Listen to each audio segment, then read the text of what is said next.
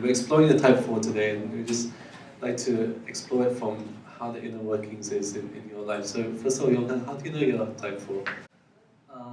When I come to your seminar, then you asked us to do the online quiz. Then I actually did the quiz twice.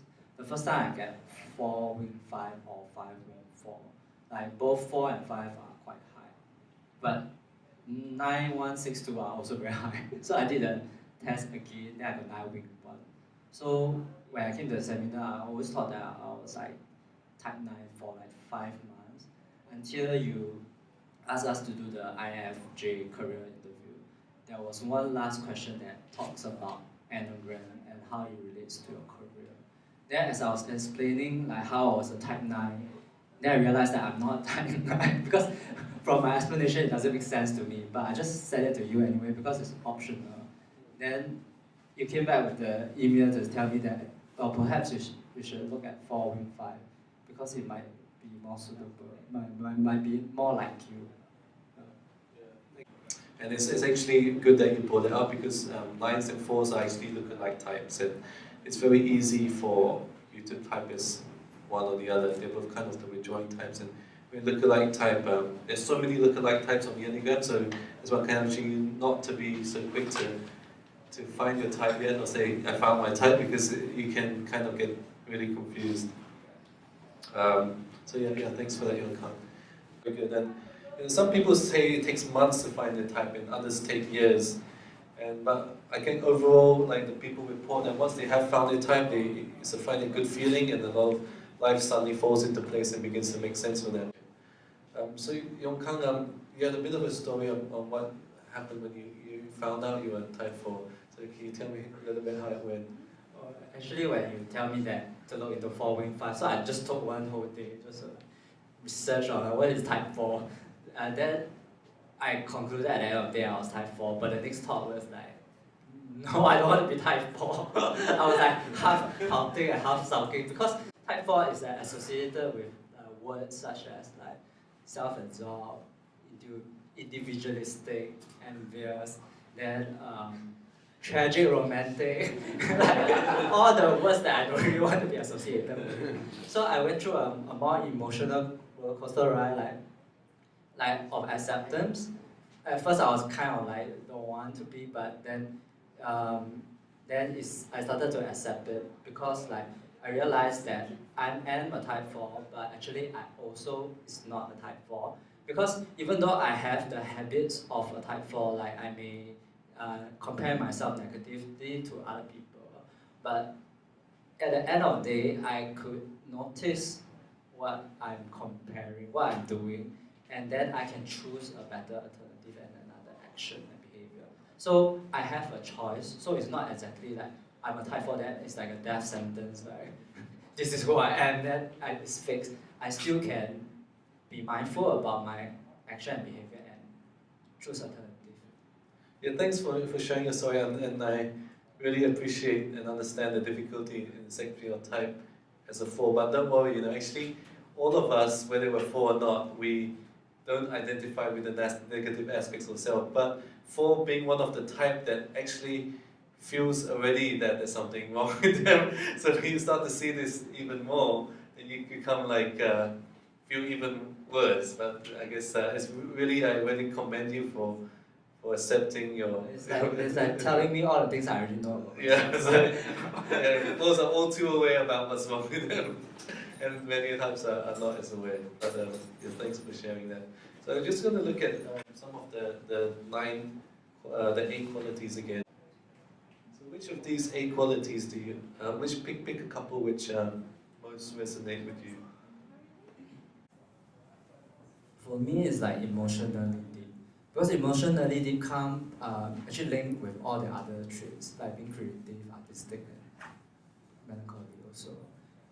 For like what you say just now, I'm not a trained therapist, but when I talk to people one-to-one, that topic might don't know why it went to the direction like, oh, your girlfriend has depression, or like I talk to my kids, they will come to darker topics like you are feeling stressed, or you have friends in school that cuts her self or themselves. It always comes.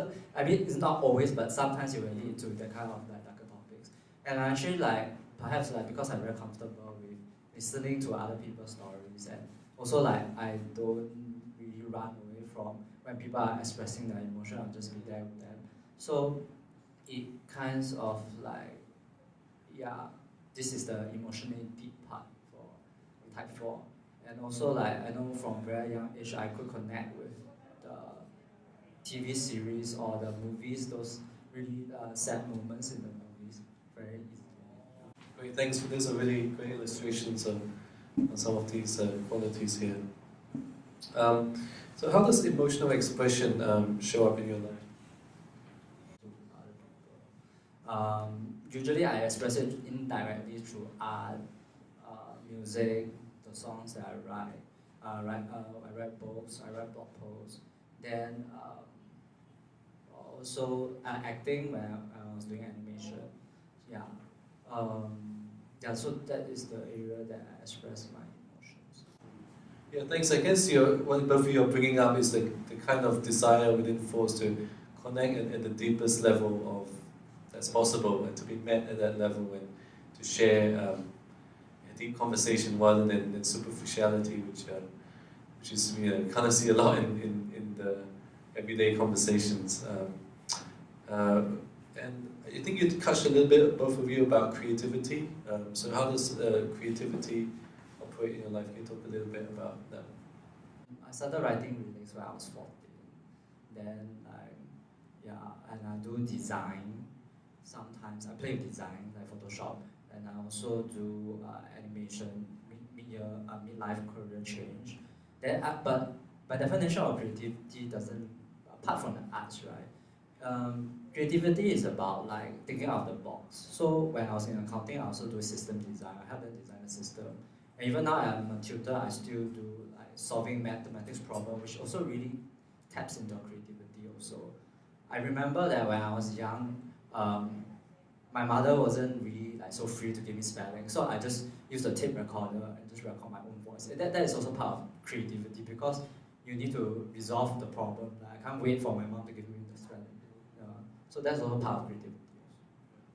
Thanks for that. It's really good. So you're both very creative individuals, and I guess on top of creativity, authenticity is something that's valued pretty highly in force. So how does authenticity operate in your life? For me, authenticity means being truthful to yourself. It doesn't mean that you express all your thoughts and emotions to the other people, but you must at least know what you're feeling, what you're thinking. Main part for me, I express it through my career. Like when I was in the accounting industry, right? When I was doing the interview, my hiring manager already know that I don't like to do accounting. It's like I just tell them that, oh, this is my short-term thing that I'm doing. Then after that, I'll be switching to something creative. Then they still hire me in the end because they value my authenticity and honesty. Because I asked them like, what is your concern? Then their concern is like, I don't think you'll be staying here for long. We want somebody who stay for long. Then I asked them how long is long. And 3 years to 5 years, then I said I can do 3 years. Then they are okay.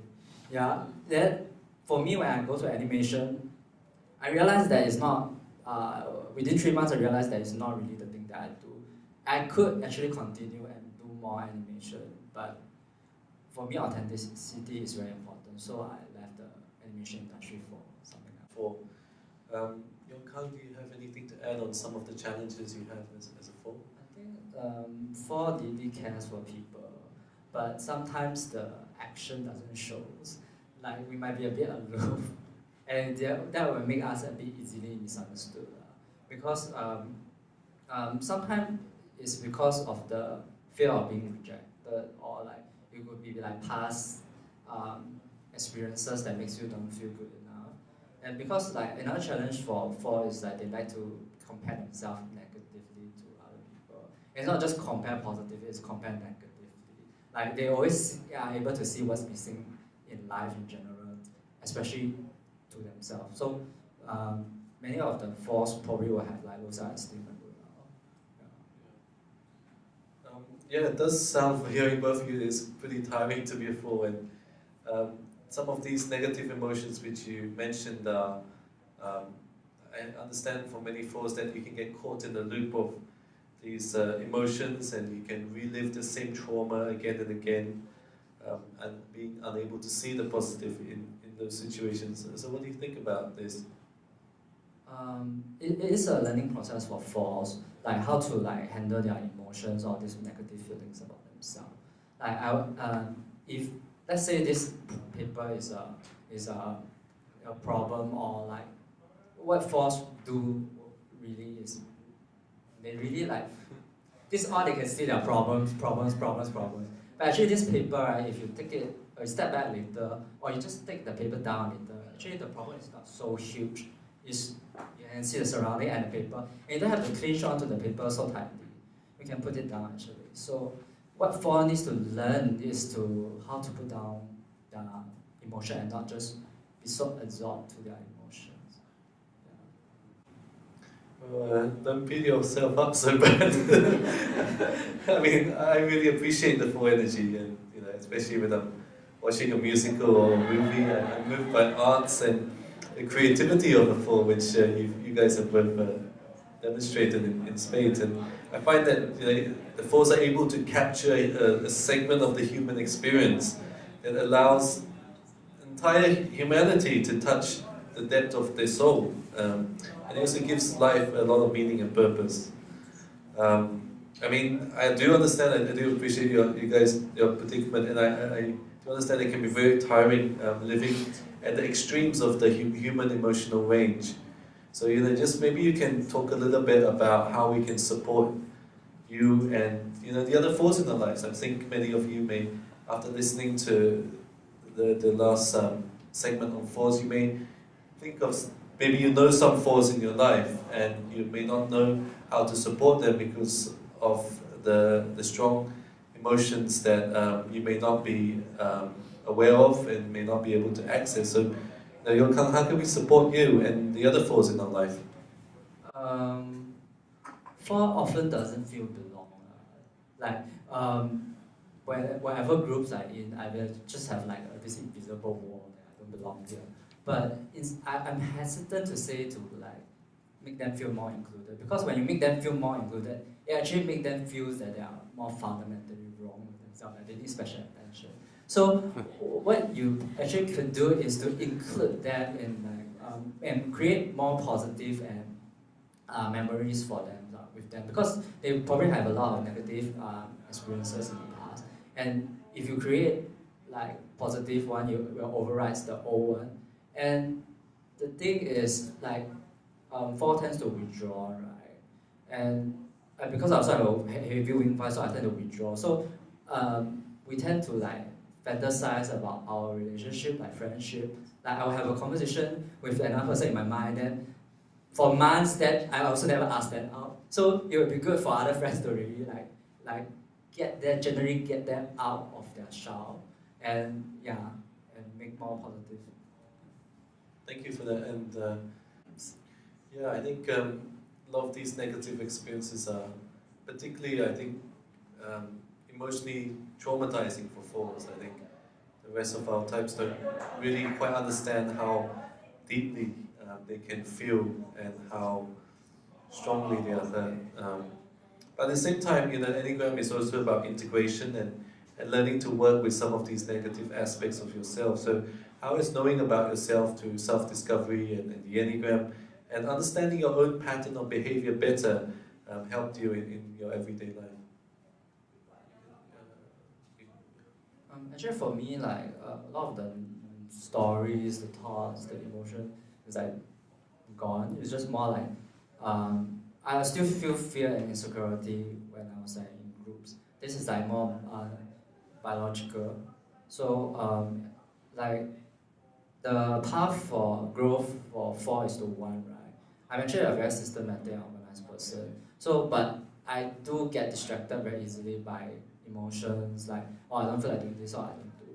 So, being knowing that I'm a four, that I need to focus more on the one, I will I have to pay more attention of like being keeping to my tasks and doing the routines, and like not because you don't like to do it then you don't do it, because sometimes in life you really have to do something that you don't like to do.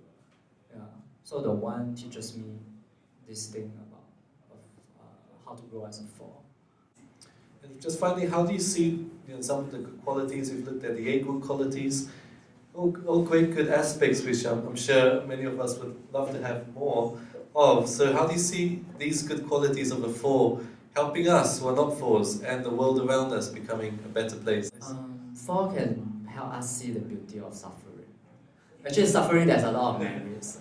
I'm here to defend suffering. Okay, firstly, right, suffering helps us to grow. Because I have low self-esteem for so long, I'm like so sick of having low self-esteem that I have no choice but to grow. I like every time I go, like, even like my first job, I just feel like I'm so doesn't belong to the group. So I change. I work on my negative thoughts. I work on my emotions. So actually, suffering can help us to grow. When you hit the rock bottom, you have nowhere else but to go up. And secondly, suffering helps to bring out the compassion and support from other people. When I was in Bali, I went for this like 1 month entrepreneur trip, right? Then we were supposed to do 2 videos. Then one video is about one video that I was doing is about low self-esteem, that talks about my low self-esteem story.